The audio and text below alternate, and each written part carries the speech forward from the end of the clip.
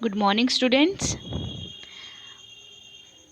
आज हम 9th class की पुस्तक हिंदी साहित्य सागर में से कहानी नंबर पहली बात अठन्नी की पढ़ने जा रहे हैं।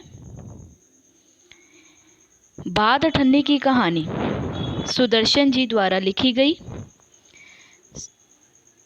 सुदर्शन जी ने इस कहानी में अठन्नी की चोरी करने पर किस प्रकार एक व्यक्ति को सज़ा दी गई, इस बात का परिचय इसमें दिया है। सबसे पहले हम सुदर्शन जी का परिचय पढ़ेंगे।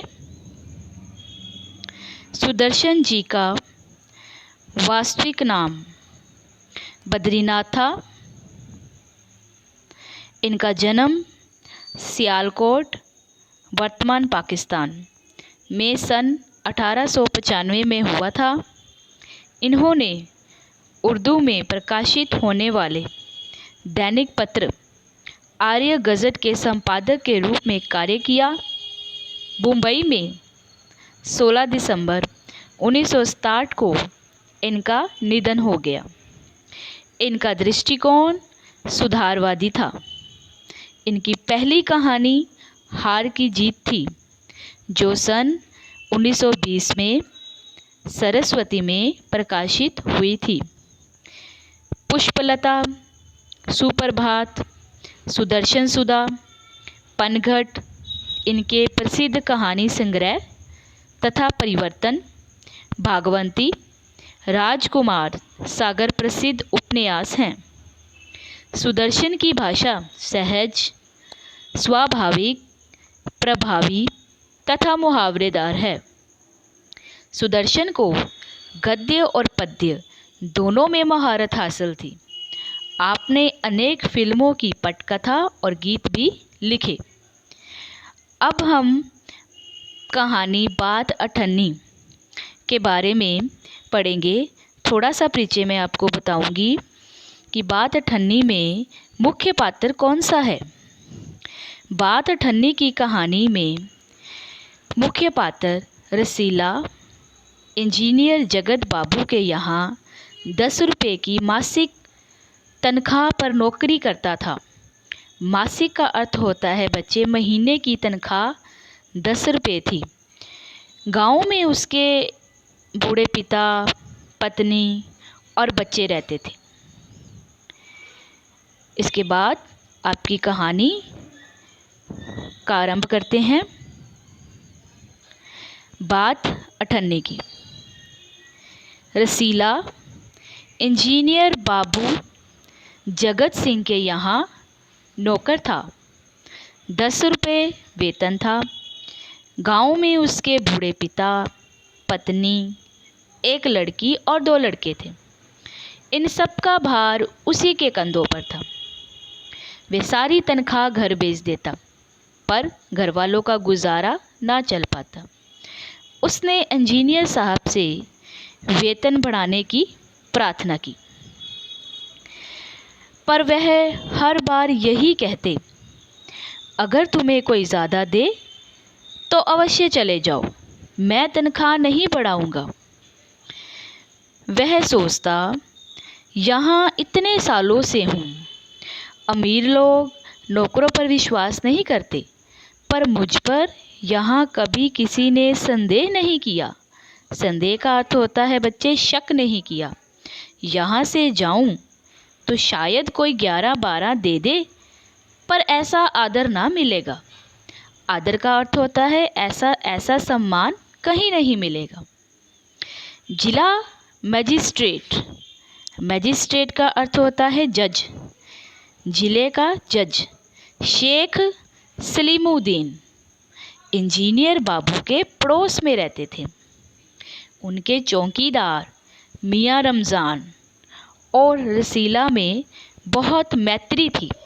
मैत्री का अर्थ होता है बच्चे दोस्ती थी। दोनों घंटों साथ बैठते, बातें करते।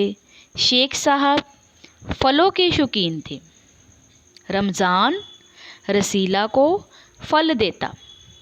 इंजीनियर साहब को मिठाई का शौक़ था।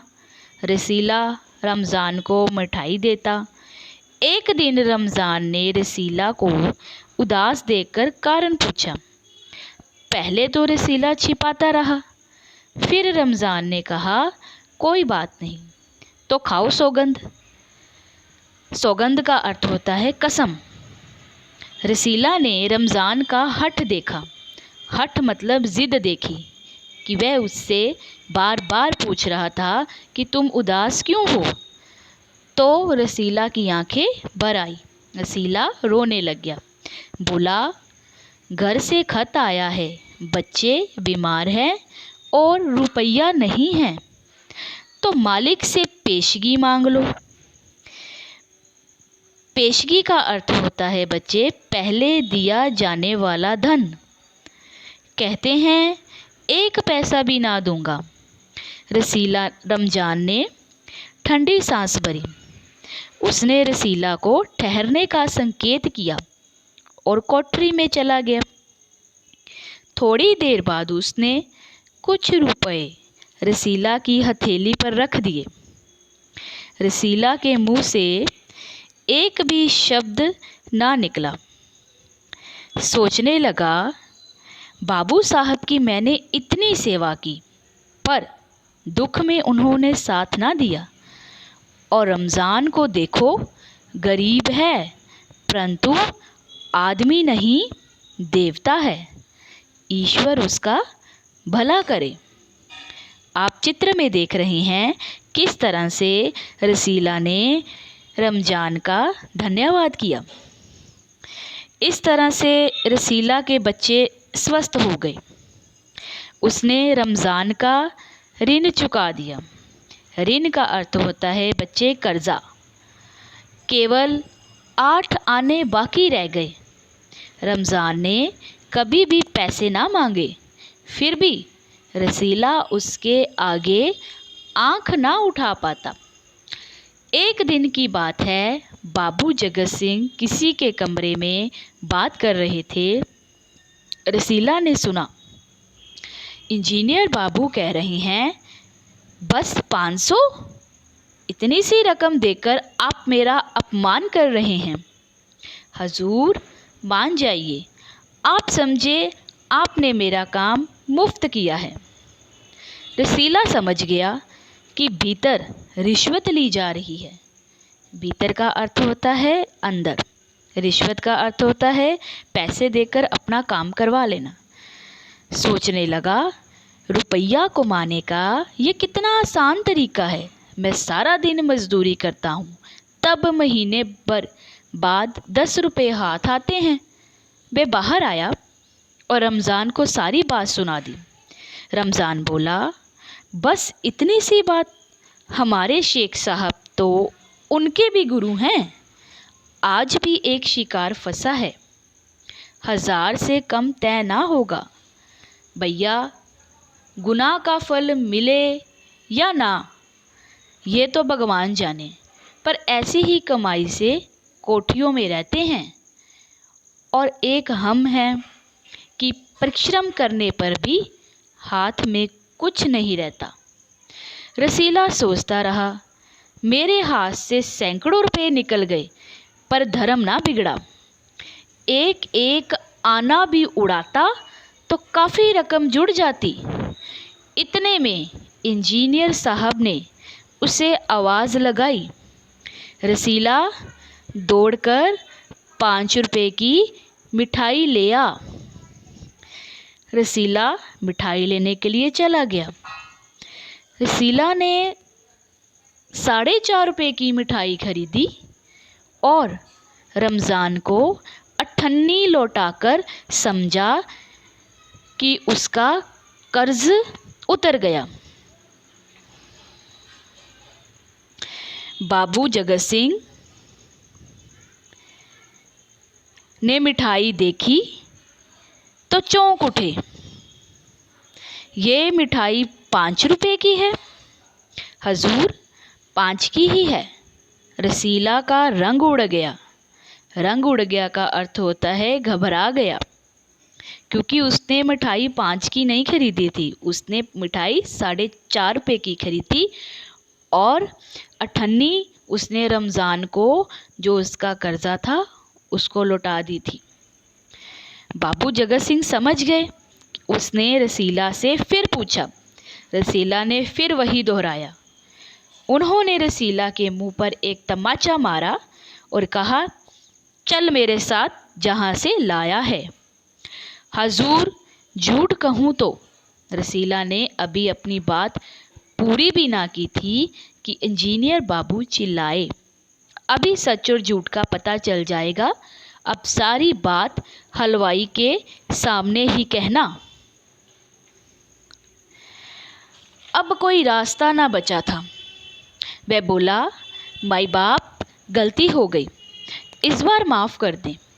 इंजीनियर साहब की आंखों से आग बरसने लगी। उन्होंने निर्दयता से रसीला को खूब पीटा, फिर घसीटते हुए पुलिस थाने ले गए। सिपाही के हाथ में 5 का नोट रखते हुए बोले, मनवा लेना, लातों के भूत बातों से नहीं मानते।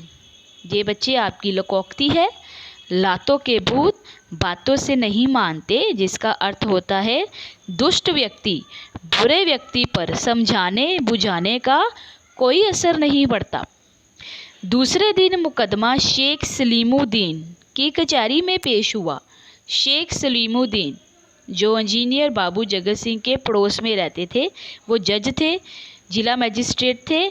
उनकी कचहरी में मुकदमा ये पेश किया गया। रसीला ने तुरंत अपना अपराध स्वीकार कर लिया। उसने कोई बहाना ना बनाया। चाहता तो वह कह सकता था कि यह साजिश है, मैं नौकरी नहीं करना चाहता, इसलिए हलवाई से मिलकर मुझे फंसा रहे हैं। पर एक और अपराध करने का साहस वह नहीं जुटा पाया। उसकी आंखें खुल गई। हाथ जोड़कर, हजूर, मेरा पहला अपराध है, इस बार माफ़ कर दीजिए, फिर गलती ना होगी। शेख साहब न्यायप्रिय आदमी थे। न्यायप्रिय का अर्थ होता है न्याय से प्यार करने वाले, न्याय दिलवाने वाले। उन्होंने रसीला को 6 महीने की सज़ा सुना दी। इस तरह से रसीला को 6 महीने की सज़ा हुई और रुमाल से मुंह पोंछा। ये वही रुमाल था जिसमें एक दिन पहले किसी ने 1000 रुपये बांध कर दिए थे। फैसला सुनकर रमज़ान की आंखों में खून उतर आया। आंखों में खून उतर आने का मतलब अर्थ होता है बहुत क्रोध आना। उसका जो मित्र था रमज़ान, उसकी आंखों में खून उतर आया। सोचने लगा, ये दुनिया न्याय नगरी नहीं, अंधेर नगरी है। चोरी पकड़ी गई तो अपराध हो गया। असली अपराधी बड़ी बड़ी कोठियों में बैठकर दोनों हाथों से धन बटोर रहे हैं, उन्हें कोई नहीं पकड़ता। रमज़ान घर पहुंचा।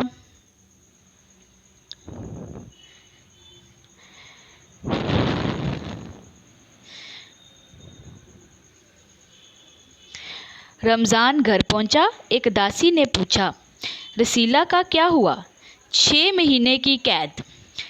अच्छा हुआ, वह इसी लायक था। रमज़ान ने गुस्से से कहा, ये इंसाफ नहीं, अंधेर है। सिर्फ एक 98 की ही तो बात थी। रात के समय जब 1500 के चोर नरम गद्दों पर मीठी नींद ले रहे थे, 98 का चोर जेल की तंग अंधेरी कोठरी में पछता रहा था। आशा करते हैं बच्चे आपको कहानी का अर्थ समझ आ गया होगा कि आज के समय में बड़ी बड़ी रिश्वतें लेकर बड़े बड़े जो लोग हैं आराम से अपने घरों में रहते हैं, उनके अपराध को कोई अपराध नहीं माना जाता। और एक 98 का चोर 50 पैसे की चोरी करने वाले को 6 महीने की सज़ा सुना दी गई। इस तरह से देखा गया है कि बड़े लोगों की सुनवाई की जाती है और छोटे लोगों को सज़ा दी जाती है। धन्यवाद।